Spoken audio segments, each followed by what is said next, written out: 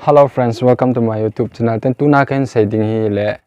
EMI loan la ham gari ham phone ham ipi ham EMI akona thil kila ho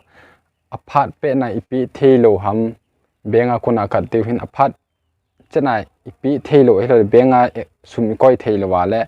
akat lo hin akat lo chu en pay ball te ngai na chu iti pay ball le ham cho chu kan sei hi ten itabang nga ball ham cho screen na kan pi the je chun abula kona zone again hin vet pe di kan thu me okay kipa masang comment chula bonga hin kipa ka video ho abula kona hin vet pe je na kipa thu kan sei hana ten tuna kan sei ding chun zo a ka sei banga chun EMI nala EMI a thil loan ham nala chu iti isa iti pi dham na online na iti na phone kona na pi dham chu ka hin sei de na phana na phat chom pi di hin na phone ko na sum pai lo mun danga na chi anaga thot chu sum na pai the hen ai lo la line sau ta na ki na nga an na pi ngai de cho chu hit lo wa tu a na phone gang chala naga akipi di EMI na bat naga akipi ding chu ka hin ve sa the iti na pi di ma sa pe na Paytm hon ngai wen Paytm ai lut na la cha ti ai hum den security ko ya le lock na ko ya le na ki hon ding na hon chai ten ti ai screen hung do de hin Paytm te an tin UPI money transfer of offer for you ti atam ta min he ma cho ai lut lo de lut diu chu le recharge and bill payment a lut diu hena recharge and bill payment a lut ten la cha hi see more kiten see more a hi lut chai ten le chai amian point hoya ipi diu ham chu hung do de hena example my bill and recharge kitin my bill and recharge nai hoya hi ipi diu ham ti le anoya hin pay your home bill kitin financial service kitin transit kitin hoya chi diu ham ti le financial service na che diu na financial service na hi hoi pe na lut ki diu ham ti le pay loan kitia hin lut diu lut chai ten le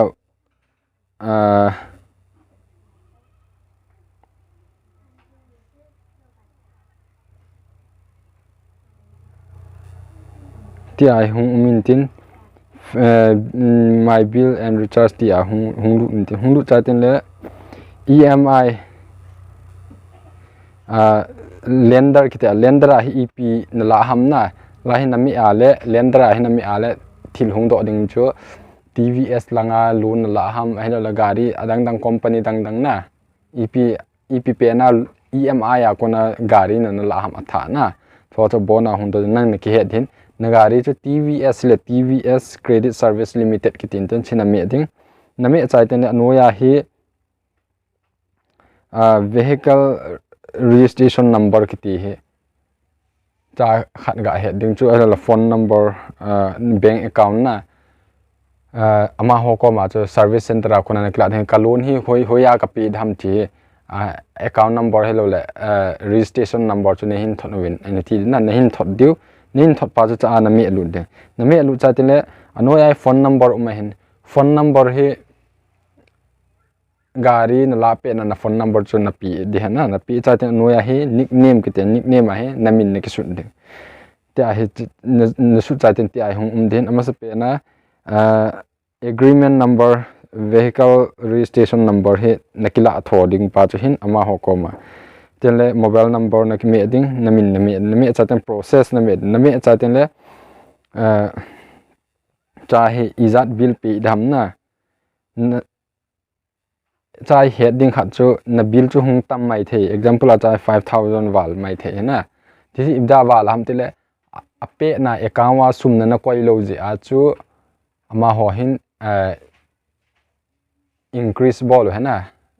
asu tam be he dan tel late fine ki tiang la late fine 8 be he 8 be a chu hi wa chu nang na dei ja na ga api the na chu pe tu pe na dinga example a na EMI chu thakana izan ham chu na ki het na le laya number ki su na nami ading nami chai ten cha he nakat so ke nakat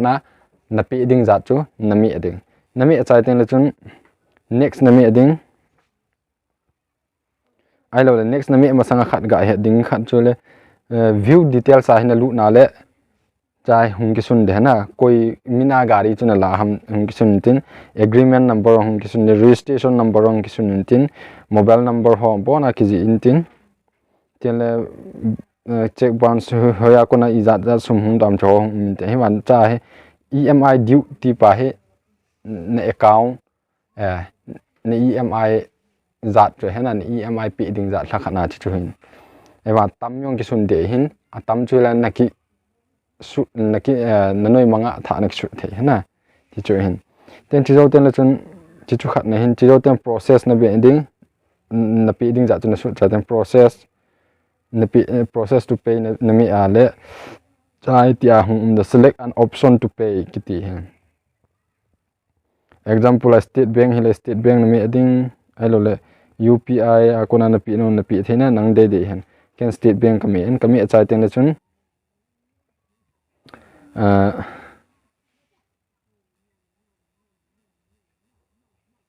process process zo ten sun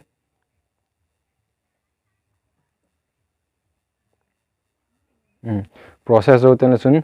na UPI pin na mi hung kilang den UPI pin jo 6 digit hin 6 digit jo na dei pen 6 digit pin chu na ki mi adina na UPI pin chu na mi chai ten la chun them khat loading hung min ten loading chai ten EP hung ti tham ti le EMI payment successful ki tin tin cha he na ki screenshot the hena ne screenshot na iten ama ho na thot nga ye na thot lo wala sum ei poi ti le na sum chu mo se hena lai de chong chu het tha nga in ya chun screenshot na me ding screenshot chu ama ho na pe ding ti chu hin ni EMI nang naga ake thot chu apha jo na mi naga thot sa sum na pai sang chu nang ne ki thot chu alap nyong lap min na lap pi jo du hena ti chu ka het sa hen ki pa bula ko nan hin vet pe jeng ki pa thu kan se